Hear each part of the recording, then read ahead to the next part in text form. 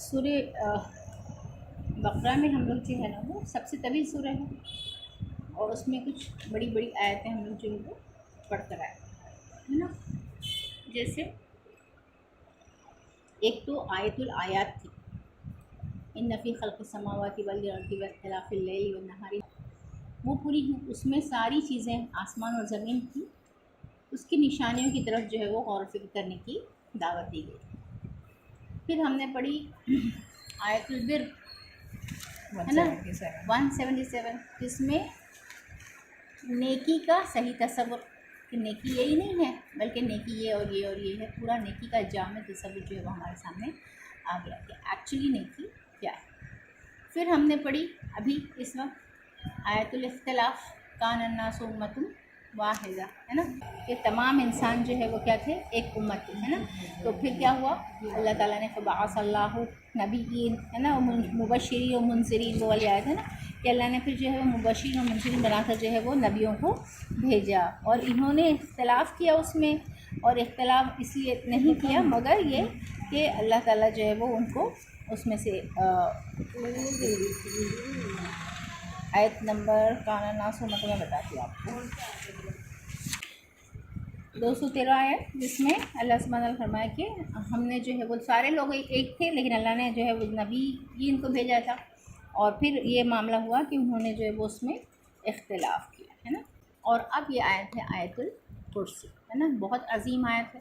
ابی ابن کعب جو تھے وہ بہت زیادہ جو ہے وہ تفسیر کے ماہر تھے، اور ابی ابن کعب سے مسلم کی حدیث ہے کہ ابی ابن کعب سے اللہ کے رسول صلی اللہ علیہ وسلم نے سوال کیا کہ کیا تم جانتے ہو کہ قرآن کی سب سے عظیم آیت جو ہے وہ کون سی ہے؟ تو انہوں نے کیا کہا، آیت الکرسی۔ تو اللہ کے رسول صلی اللہ علیہ وسلم نے آپ کے سینے پر جو ہے وہ ہاتھ مارا اور کہا کہ تمہارا علم تمہیں مبارک ہو، یعنی اللہ تعالیٰ نے جو تمہیں علم دیا ہے وہ بالکل صحیح ہے، اور تمہارا علم تمہیں مبارک ہے۔ یہ آیت الکرسی کے بارے میں۔ اچھا، یہ عظیم کیوں ہے؟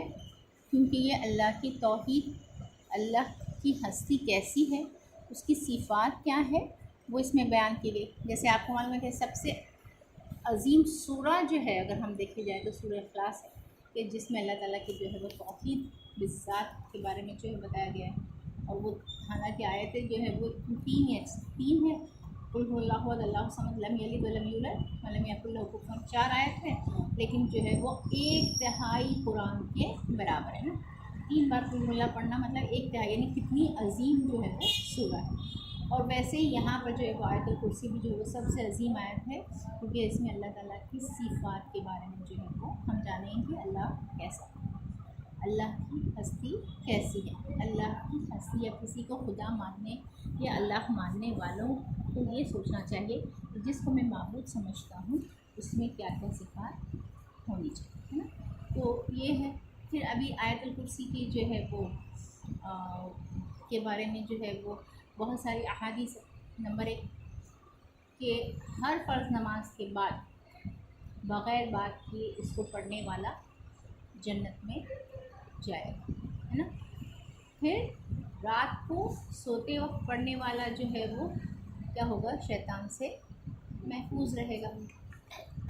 تو آپ دیکھیے کہ شیطان سے محفوظ رہنا ہے اور جنت میں جانا ہے، تو یہ ساری احادیث سے کیا پتہ چلتا ہے کہ سچ مچ یہ آیت جو ہے وہ بہت زیادہ عظیم ہے۔ ایک اور حدیث ہے، بخاری کی حدیث ہے، کہ اللہ کے رسول صلی اللہ علیہ وسلم نے ابو ہریرہ کو جو ہے وہ کس کے لیے رکھا تھا، بیت المال پر مقرر کیا تھا کہ تم اس کی کیا کرو، نگرانی کرو۔ تو ابو ہریرہ جو ہے وہ کیا کر رہے تھے، اس کی نگرانی کر رہے تھے۔ اتنے میں رات کے وقت ذرا سا ان کو اونگ لگی تو ایک شخص آیا اور مال میں سے کھجور وغیرہ سب چیزیں چوری کرنے لگا۔ تو اس نے ان کو آپ کی آنکھ کھل گئی، آپ نے اس کو پکڑ لیا، بولے نہیں مجھے مت پکڑو، میں بہت زیادہ جو ہے وہ پریشان۔ تو انہوں نے جو ہے اس کو رحم کھا کے چھوڑ دیا۔ پھر اللہ کے رسول سے کہا کہ اچھا آپ نے کیا کہا، اچھا۔ پھر دوسری رات جب یہ سو رہے تھے پھر وہی شخص آیا، آنکھ لگ رہی تھی تو پھر फिर वो चोरी करने लग गया, तो फिर उन्होंने पकड़ लिया। तो कहा कि नहीं मत पकड़ो, मेरा जो है बहुत मैं मुश्किल में हूँ और मैं सच में इसलिए चोरी कर रहा हूँ कि मैं अपने घर वालों का पेट भर सकूँ, ऐसा वैसा। तो फिर उन्होंने जो है वो रहम खाया और उसको क्या कर दिया, छोड़ दिया। फिर अल्लाह के रसूल से हमसे जिक्र किया, तो अल्लाह के रसूल ने कहा कि वो फिर आएगा, अब तुम जागे रहना, वो फिर आएगा। तो फिर वो तीसरी रात सो रहे जाग रहे, इतने में जो है वो शख्स आता है, आप उसको पकड़ लेते। बोले अब तो मैं तेरे को इस जगह क्या करूँगा, बांध दूंगा, तू सुनता ही नहीं, मैं तो अल्लाह के रसूल के सामने तुझे क्या करूँगा, पेश करूँगा।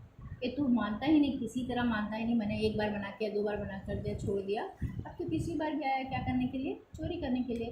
तो मैं तेरे को तो बांध दूँगा और अल्लाह के रसूल के सामने सुबह पेश करूँगा। तो कहते हैं कि नहीं, देखो देखो तुम जो है वो मुझे मत बांधो, मैं तुम्हें एक अच्छी नेकी की बात तुम्हें बताऊँगा। अब सहाबा तो हरीस होते कि नेकी की बात एक दूसरे से आगे बढ़ जाते थे। तो अच्छा देखो, लेकिन नेकी की बात बताऊँगा तो मुझे क्या कर देना, छोड़ देना। तो फिर वो सोचते फिर वादा करे थे, फिर नेकी की बात कुछ मालूम पड़ रही। तो बोले अच्छा ठीक है बताओ। तो बोले जब तुम जाओगे रात में सोने के लिए और अगर तुमने आयतुल कुर्सी पढ़ ली तो शैतान से तुम क्या रहोगे, महफूज रहो। तो बहुत खुश हो जाता है और उसको क्या कर देता है, छोड़ देते।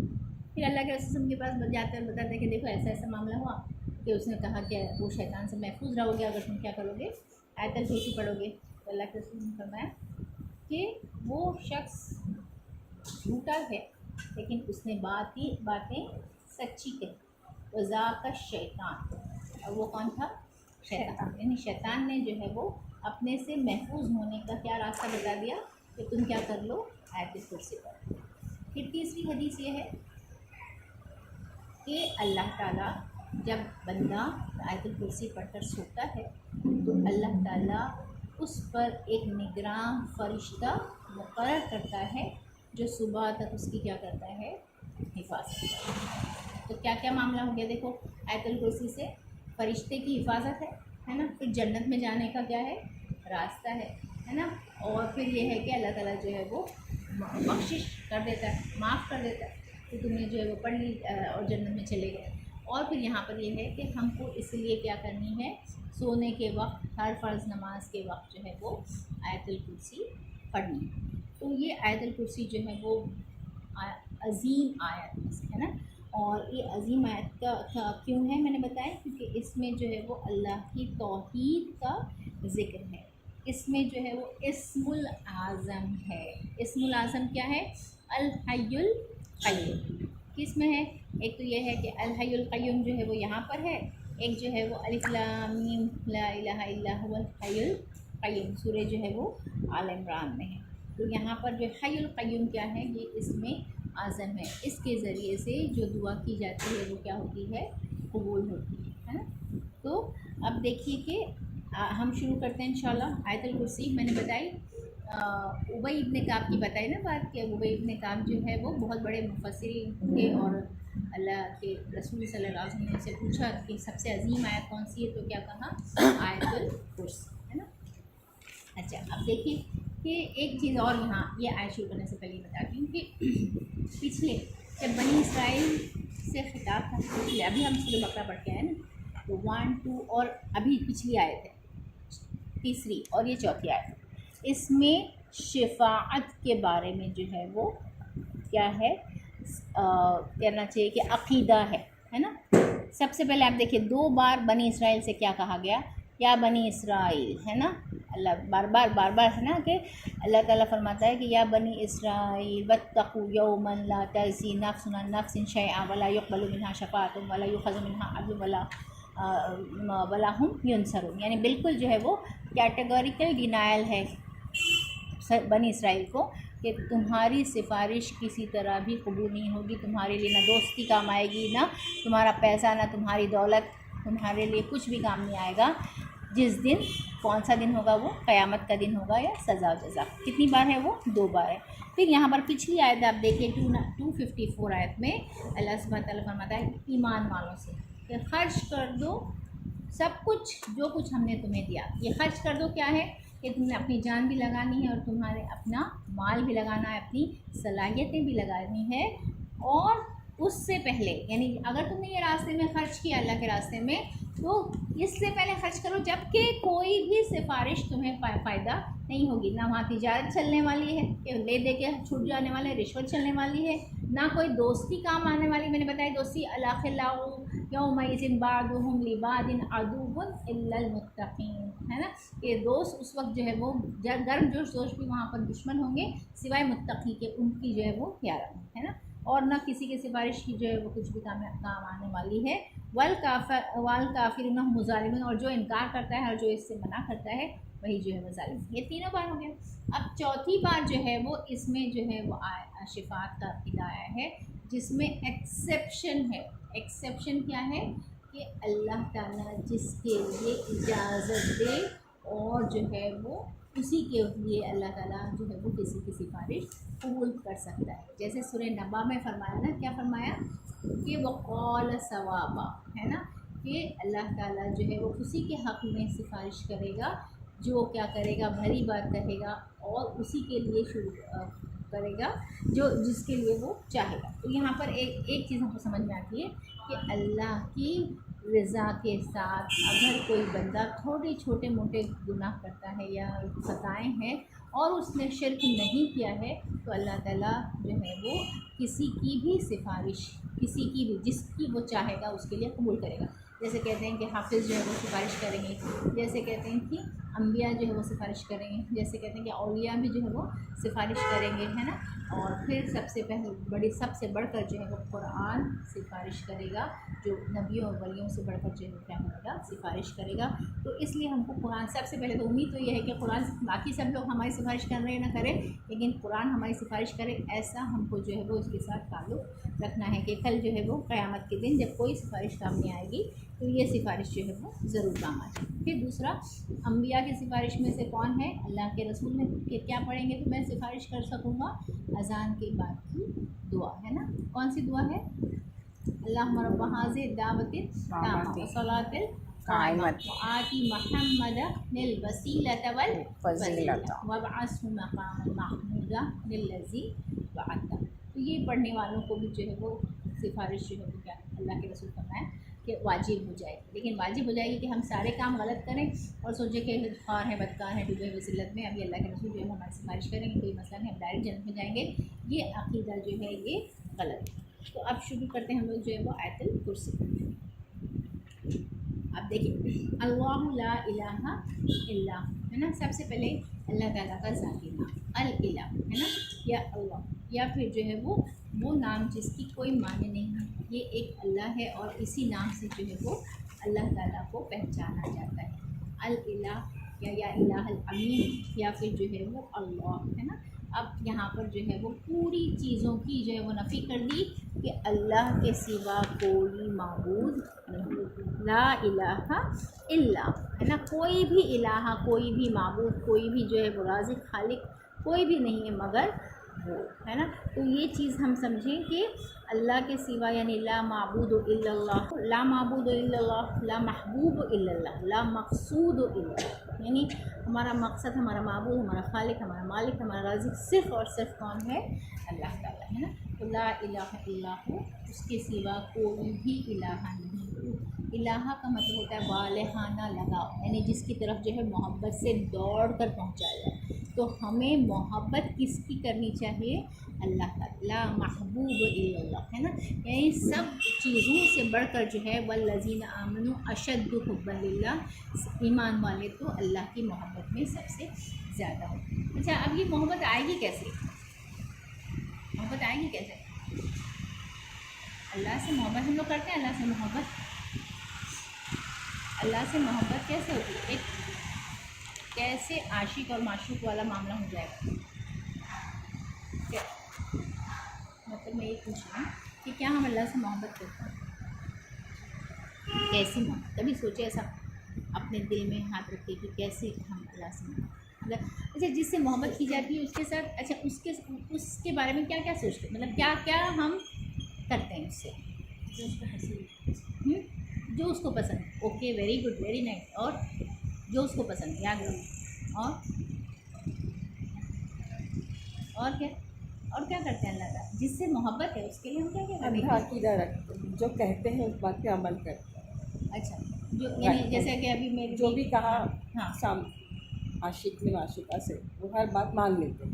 ہر بات وہی جیسے جو پسند ہاں ہاں اور ناراض نہیں کرتے اور مطلب اس کی ایک انڈیا یہ کہ انسان چاہتے ہے اس کی نظر ہم پہ پڑ جائے، اس کی نظر ہم پہ پڑے، اس کی قربت کی. ہاں برابر اوکے. اور اور کیا ہوتا ہے جینا مرنا سب اسی کے لیے ہو نا. جینا مرنا اٹھنا بیٹھنا پہننا اوڑھنا سب اسی کے لیے ہوتا ہے.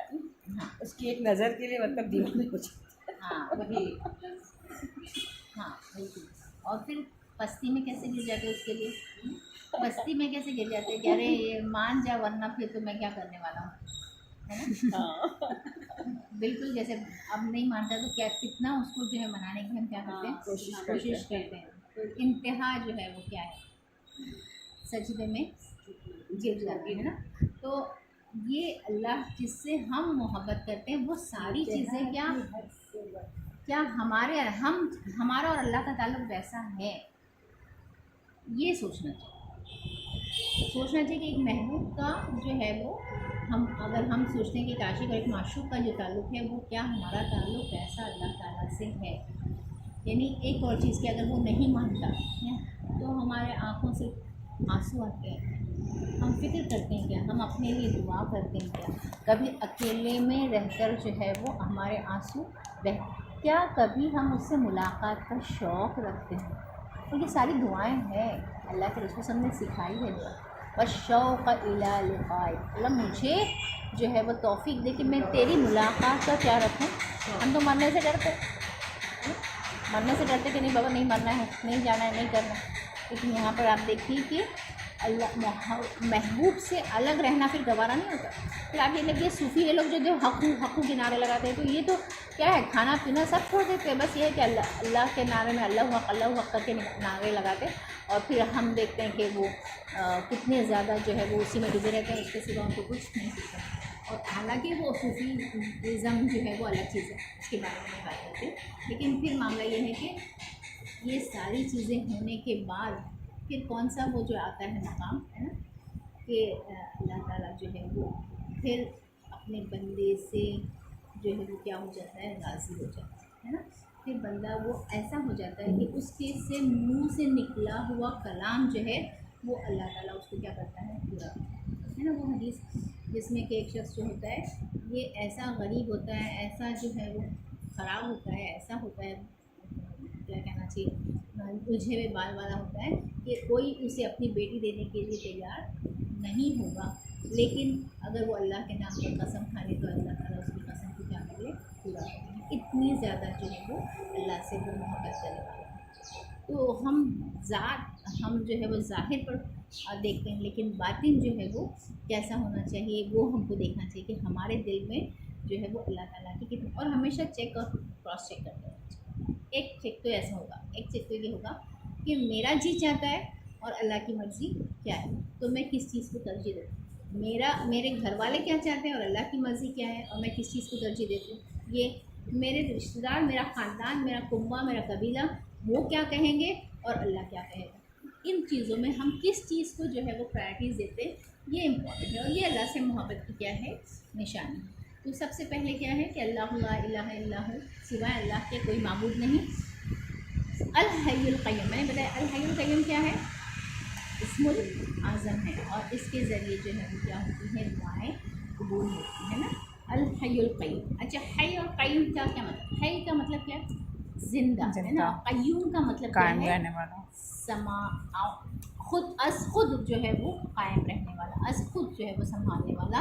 یعنی اللہ تعالیٰ زندہ ہے اس کی زندگی کسی سے مستعار نہیں ہے اور وہ خود قائم ہے اس کو کسی سنبھالنے والے کی ضرورت نہیں. تو یہ ہے الحی القیوم اور یہ جو ہے وہ اللہ کی خدا کی معبود ہونے کی نشانی ہے.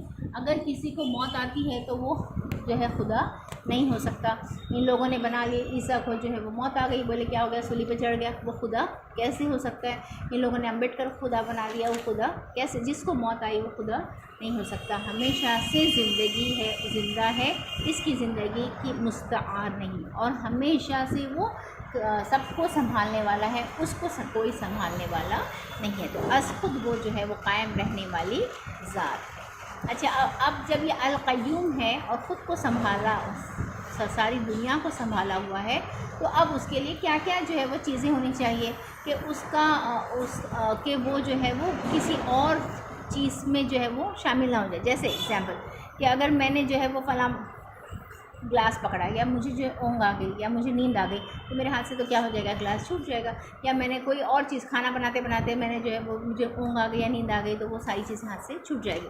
تو اللہ تعالیٰ کی ایک اور صفت آئی ہے، لا تأخذہ سینۃ ولا نوم، یعنی نہ اسے اونگ آتی ہے اور نہ اسے نیند آتی ہے۔ بھگوان سوتا ہے 12 بجے گھنٹی مت بجاؤ، یہ لوگ بولتے ہیں نا، مندر میں جاتے ہیں، بولے بھگوان ابھی اس کا بھگوان کا سونے کا 12 بجے سے 3 بجے تک بھگوان سوتا ہے، تو سوتا ہے تو پھر اس وقت دنیا کون دیکھتا ہے نا؟ اور یہاں پر تو اونگ کا آیا، اونگ مطلب جیسے اگر اونگ میں جو ہے، جیسے اس نے آسمان اور زمین اور ساری چیزیں سنبھال کر رکھی ہے اور اس کو قائم کرنے والا وہ اللہ ہے، تو وہ کیسے جو ہے وہ اونگ بھی لے سکتا ہے؟ اسے کبھی بھی اونگ بھی نہیں آتی اور نیند بھی نہیں آتی۔ آپ بتائیے کہ ان لوگوں نے کیا کہا کہ اللہ تعالیٰ نے 6 دنوں میں دنیا بنائی اور 7ویں دن کیا کیا؟ آرام کیا۔ تو اللہ تعالیٰ کو آرام کی ضرورت نہیں ہے، اللہ تعالیٰ کو جو ہے وہ کوئی بھی تھکان لاحق نہیں ہوتی ہے نا۔ تو یہ کہا کہ اللہ تعالیٰ کو نہ نیند آتی ہے اور نہ اونگ، لہو ما فی السماوات و ما فی الارض، اور اسی کا ہے جو کچھ آسمانوں میں ہے اور جو کچھ زمین میں ہے نا۔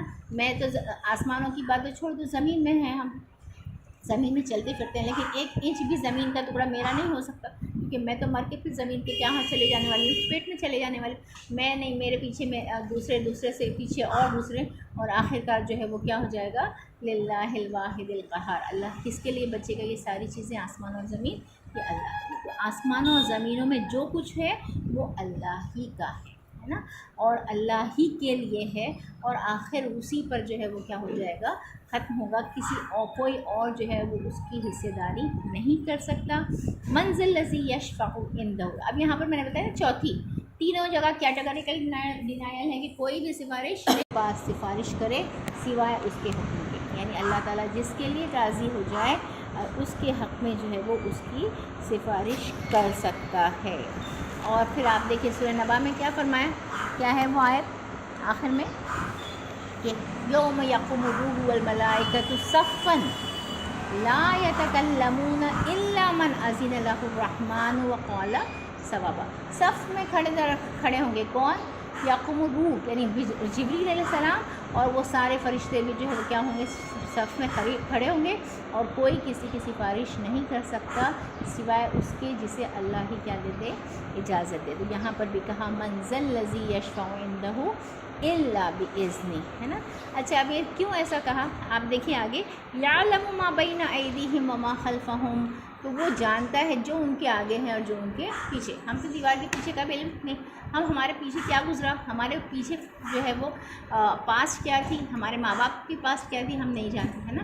تو یہاں پر تو اللہ تعالیٰ تو ہر چیز اس کے لیے حاضر ہے اور پریزنٹ میں ہے اور وہ جانتا ہے۔ اچھا، سفارش کون کس کی کر سکتا ہے؟ جیسے میں نے اس کی سفارش کی کہ اس کو جاب پہ رکھ دو نا، بہت اچھی ہے، میں جانتی ہوں اس کو، لیکن سامنے والا بولا اچھا ٹھیک ہے آپ بولتے ہیں تو میں رکھ دوں، لیکن اس کے بارے میں وہ آدمی نہیں جانتا۔ لیکن اللہ تعالیٰ تو کس کی ہم سفارش کریں اس کے بارے میں اس کا کچا چٹا سب جانتا ہے، تو میں کیسے اس کی سفارش کر سکتی ہوں؟ میں تو یہ بولوں گی اچھا یہ اچھی ہے یا فلاں ہے یا یہ میری ماں ہے یا میرا بیٹا ہے، تو اس کی سفارش میں اس حق میں قبول کر، لیکن وہ سفارش میں جھوٹ تو نہیں بول سکتی، کیونکہ اللہ تعالیٰ تو اس کے بارے میں پوری طرح جانتا ہے، وہ ہر چیز اس کے لیے ایسا ہے ایز اے پریزنٹ۔ تو کہا یعلم ما بین ایدیہم وما خلفہم، تم کسی کی جھوٹی سفارش وہاں پر نہیں کر سکتے، کسی کو جو ہے وہ اونچا بڑا بنا کر نہیں دکھا سکتے، کسی کی نیکیاں جو ہے وہ بڑا نہیں کر سکتے، اور کسی کے گناہ جو ہے وہ چھپا نہیں سکتے، کیونکہ یعلم ما بین ایدیہم وما خلفہم۔ پھر آپ دیکھیے ولا یحیطون بشیء من علمہ، ہے نا، اور اس کے علم میں سے کوئی بھی احاطہ نہیں کر سکتا، ہاں مگر جو ہے وہ الا بما شاء، جتنا وہ چاہے۔ اب آپ دیکھیے قرآن جو بتاتا ہے سائنٹیفک، حالانکہ وہ سائنٹیفک جو ہے وہ ڈسکوری والی بک نہیں ہے، لیکن وہ غور و فکر کرنے کی دعوت دیتا ہے. اسی لیے اللہ تعالیٰ فرماتا ہے نا کہ کتنی ہی نشانیاں ایسی ہے آسمانوں میں، زمینوں میں، یمرون الیہا، جس پر وہ چلتے ہیں. یعنی یہ ساری نشانی جو آسمان میں اور زمین میں اس پر یہ چلتے ہیں، اور پھر دیکھتے ہیں ہم کہ ایک اور ایک جو ہے وہ ڈسکوریز جو ہے وہ نئی نئی ہمارے سامنے آتی ہے. تو وہ ڈسکوریز جو ہے، جو علم جو ہے، وہ بھی اللہ ہی کا دیا ہوا ہے، اور اللہ ہی جسے چاہتا ہے اور جتنا چاہتا ہے اتنا ہی علم اس کو کیا کر دیتا ہے، بتا دیتا ہے. تو کہا کہ اس کے علم میں سے کوئی بھی چیز کا احاطہ نہیں کر سکتے، ہاں مگر وہ کہ جتنا وہ چاہے، ہے نا. یعنی یہ ہے کہ اللہ تعالیٰ جس کو جتنا علم دینا چاہتا ہے وہ اس کے ذریعے جو ہے وہ علم حاصل کر سکتا ہے. وسیع کرسیہ السماوات والارض. اب یہاں پر کرسی آیا. کرسی کا مطلب کیا ہے؟ اقتدار. یا کرسی کا مطلب یہ ہوتا ہے کہ فٹ جس پر اللہ تعالیٰ کا پیر ہے نا. یعنی حدیث میں آتا ہے کہ اللہ کی یہ کرسی جو ہے وہ ایسی ہے جیسے کسی صحرا میں ایک انگوٹھی ڈال دی جائے. صحرا میں انگوٹھی ڈال دی جائے تو پھر وہ انگوٹھی کیسی ہوگی؟ پورے بڑے صحرا میں جو ہے وہ انگوٹھی ڈال دی جائے تو وہ انگوٹھی کہاں دکھے گی؟ نہیں دکھے گی نا. ویسے ہی اس کرسی کا اللہ تعالیٰ کے عرش کے مقابلے میں جو ہے وہ کیا ہے؟ مقام. اور یعنی یہ چیز ہم یاد رکھیں کہ کرسی کا مطلب یہ نہیں ہے کہ اللہ تعالیٰ کا عرش ہے اور اللہ تعالیٰ اس پر جو ہے وہ بیٹھا ہوا ہے، بلکہ یہاں پر یہ جو ہے وہ کیا ہے؟ اللہ تعالیٰ کا جو ہے وہ فٹ رکھنے کی، پیر رکھنے کی جگہ ہے. اور یہ کرسی جو ہے وہ زمین اور آسمان کے مقابلے میں ایسی ہے جیسے کہ صحرا میں پھیرکی بھی کیا ہے؟ انگوٹھی، ہے نا. اور اسی لیے کہا کہ وسیع کرسی سب، اس کے اقتدار کا معاملہ ایسا ہے جو آسمانوں اور زمینوں میں کیا ہے؟ پھیلا ہوا ہے. اللہ کا عرش اس سے کئی زیادہ بلند ہے. یعنی پھر کہا کہ اور اللہ کی کرسی ایسی ہے جیسے کسی صحرا میں کے مقابلے میں عرش ایسا ہے. یعنی عرش اتنا بڑا ہے اور اللہ کی کرسی کے سامنے کہ جیسے کہ کسی انگوٹھی کو صحرا میں پھینک دیا جائے. یعنی عرش اللہ کا جو ہے وہ کافی بڑا ہے جس کے بارے میں ہم جو ہے وہ امیجن نہیں کر سکتے. یہاں پر کرسی سے مراد عرش نہیں ہے، یہاں پر جو ہے وہ اللہ کے اقتدار سے مطلب ہے، یا پھر اللہ کے فٹ یعنی پیر رکھنے کی جو ہے وہ جگہ ہے جو کتنی چھوٹی ہے اور وہ بھی اتنی زیادہ بڑی ہے. وسیع کرسی السماوات والارض کہ وہ جو ہے وہ آسمان اور زمین میں جو ہے وہ پھیلی ہوئی ہے. ولا یعودہ حفظہما. حفظہما یہاں پر کس کے لیے ہے؟ آسمانوں کے لیے اور زمین، یعنی دونوں کی حفاظت، آسمانوں کی حفاظت اور زمینوں کی حفاظت اللہ تعالیٰ کو جو ہے وہ تھکن نہیں لاتی. یعنی وہ تھکتا نہیں ہے، ان کی حفاظت سے وہ جو ہے وہ بالکل تھکتا نہیں ہے. وَهُوَ الْعَلِيُّ الْعَظِيمُ. اور یہ کہ وہ بہت ہی بلند اور بہت ہی بڑا ہے نا.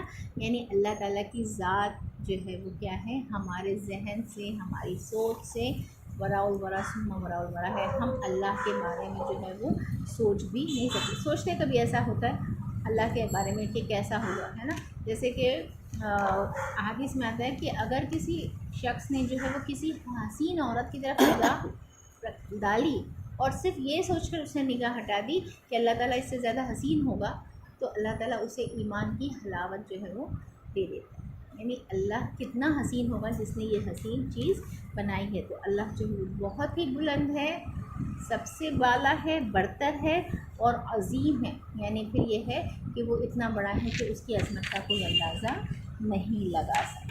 یہاں پر آپ دیکھیے کہ یہ ساری کی ساری چیزیں جو ہے وہ یہاں پر اللہ تعالیٰ کی صفات ہے، اور یہ صفت جو ہے وہ ہم کو چیک کرنی چاہیے. جیسے میں نے بتائی تھی آپ کو ایک دفعہ کہ ایک نان مسلم ایمان لے کر آئی تھی، تو وہ کس لیے ایمان لے کر آئی تھی؟ کیونکہ اس کا جو استاد تھا، جو ٹیچر تھا، اس نے یہ بولا تھا کہ جس کو تم خدا سمجھتے ہو اس میں یہ صفت ہے کیا، دیکھو.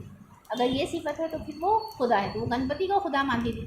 تو وہ دیکھتی کہ اچھا یہ تو نہیں، یہ تو سنتا نہیں، یہ تو دیکھتا نہیں، یہ فلاں ہے، یہ تو مطلب یہ ہے کہ یہ تو سلائیں گے، کھلائیں گے، پلائیں گے، سب کچھ ایسا ہی ہے، یہ تو اپنے ہاتھ سے اپنی جگہ سے انچ بھی نہیں ہل سکتا. تو پھر جو ہے وہ اس نے قرآن پڑھی تھی اور جو ہے وہ دین کی طرف آ گئی تھی کہ اللہ تعالیٰ کی ان صفات کو کہ جس کے اندر یہ ساری صفات نہیں وہ ہمارا خدا نہیں ہو سکتا. اندھا بہرا خدا نہیں ہو سکتا. وہ جو ایک جگہ سے دوسری جگہ ہل کر نہیں جا سکتا وہ میرا خدا نہیں ہو سکتا. وہ جو اپنی ایک مکھی بھی نہیں بنا سکتا، اور مکھی کا بنانا تو دور، وہ مکھی اس سے کوئی چیز چھین کر لے جائے تو اس کو لا بھی نہیں سکتا، وہ میرا خدا نہیں ہو سکتا. تو یہ چیزیں جو ہے وہ سوچنے کی، اور سوچنے کے بعد ہی جو غور و فکر کے بعد جو ہے وہ یہ آیت پر پہنچتے ہیں کہ یہ بات پر پہنچتے ہیں کہ اللہ تعالیٰ جو ہے وہ ایسی ہستی ہے کہ لا الہ الا ہو، اور پھر وہ کیسا ہے، وہو العلی العظیم، وہ بہت ہی بڑا ہے اور جو ہے بہت ہی بلند.